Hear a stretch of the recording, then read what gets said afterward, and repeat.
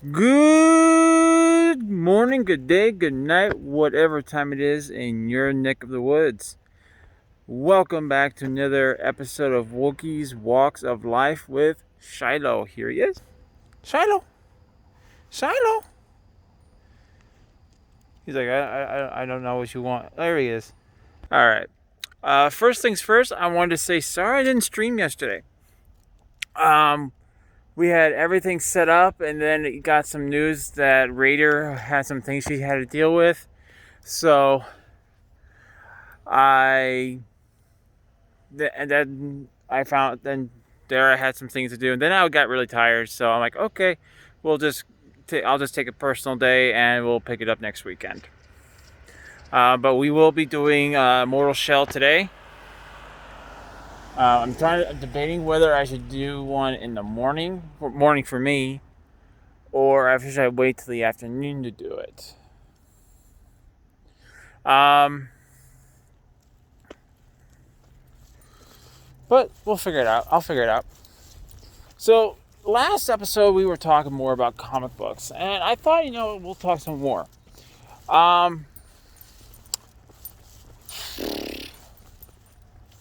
What to talk about? We talked about Flash last episode. We talked a little bit about Spider-Man. We talked a little bit about Superman. You know what? Batman. That would be a good one right now. That I got my brain working. So Batman has been around probably since the 60s. I want to say at least the 60s, maybe even older. But the first TV show, I think, happened back during the 60s, maybe 70s. I think it was with Adam West. That was like the first real Superman, not superhero show, but the first Batman TV show. And it was very lighthearted. And that's something most people, I don't know if they know, is that Batman, just like every other comic book, went through a transition. First Batman was a bit lighthearted, but it's a good detective crime fighter. And then later on he was written in as kind of a darker character. It's getting chilly. Sorry, I'm not a little out of breath now. So, I got a chance to see the Batman, like the old school Batman TV shows that my mom had. I think one of the VHSs. So I got a chance to grow up with that. Plus, it was on cable one day. So it was really cool. But I grew up with the Batman the Animated Series. I think his guy's name was Henry Conwell. Who was the one who voice acted him. Which he's done like an amazing job. He has been like the golden standard, in my opinion, for Batman. For many years, as far as the voice is concerned. He just has that amazing voice where you can transfer to Bruce Wayne and go Batman. He's perfect for it.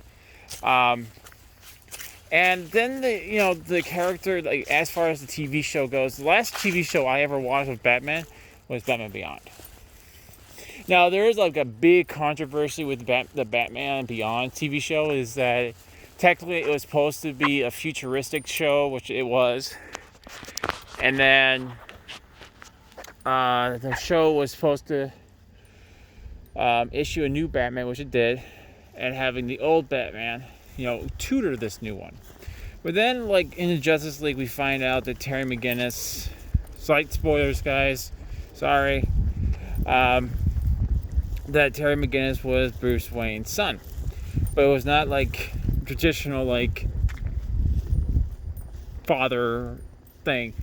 Is that we find out that Amanda Waller knew that the city needed a Batman, that the city would not survive without one. So she took some of Bruce's. This is where it gets really weird and technical. So I'm not going to stand here and understand how she did it. But somehow she took some of Bruce Wayne's DNA and spliced it into his mother, and somehow that's how Terry McGinnis. Yeah, like I said, this kind of gets like more towards the technical side of Batman Beyond, and I don't quite understand it. And there was a lot of controversy about him because it's like, why was it that way? You know, they felt it was kind of weird, and I don't know. Me, I don't really care about the backstory of that, you know, particularly. All they could have told me, it was like, hey, Terry McGinnis is Bruce's father, but just biologically. I could live with that, you know. But because I generally like the character Terry McGinnis and him as Batman. And then they introduced Damian Wayne, which is legitimately Bruce Wayne's son. And I believe that I believe it was in the comic books, and I think it was like Damian Wayne who actually killed Terry McGinnis because he grew up in the League of Assassins, I believe, without Bruce Wayne's obviously knowing. And I'm sorry, guys. Like I said, I'm carrying on like Batman nerd. Anyway, the character for me throughout the years, I stopped watching Batman because, for one, they changed him up so radically. It just, like, first he's lighthearted, then he's dark-hearted. Not dark-hearted, but a darker character. And then he's a lighthearted character again. And let me explain what I mean by that. Because it's interesting. So I think it was Batman. Oh, what was it? It was like the newer Batman. It was not Batman Beyond. It was the one after that. Where, to me, it just felt like there was no change between Bruce Wayne and Batman. Like the voice actor they got for him was just couldn't handle being Batman, or they were trying to go in a different direction with, you know, that Batman.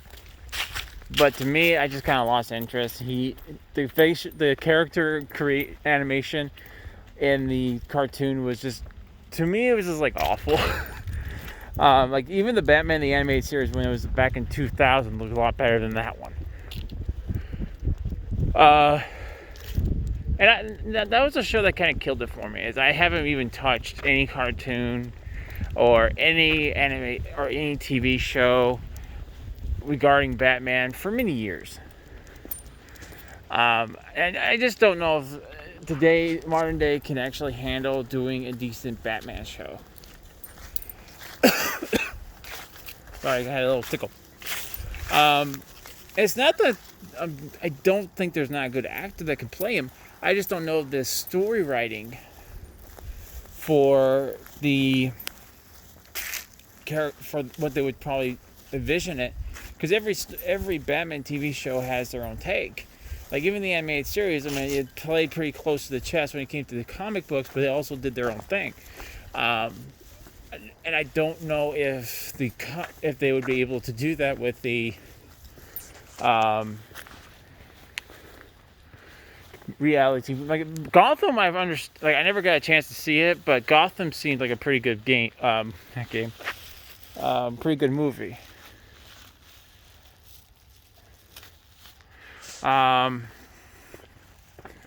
TV show, not movie.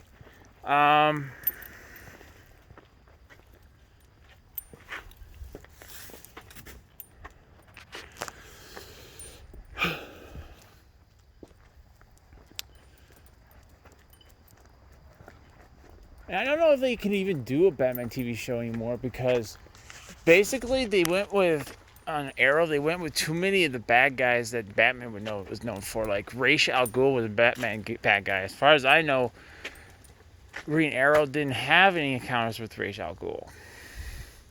And now with the Lazarus Pits and pretty much the League of Assassins being completely destroyed, I don't see how there could be a Batman TV show. So, unless they completely made it separate from the verse, like the current DC verse TV shows, like Flash and all that, it was completely 100% separate. I don't know. that's all I got for as far as Batman goes. Maybe tomorrow we'll talk about Marvel, because I'm frankly all out of DC characters right now. Maybe we'll talk about Spider-Man, even though I can easily talk for hours about Spider-Man. Spider-Man is one of my all-time favorite Marvel comic book characters, probably because it was the first Marvel superhero I was actually exposed to. But we'll talk about that tomorrow. Because I'm cold, my hands are freezing, and I want to go inside. So,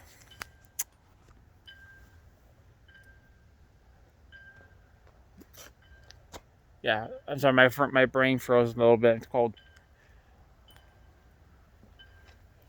Here's Shilo. Shilo, say bye bye.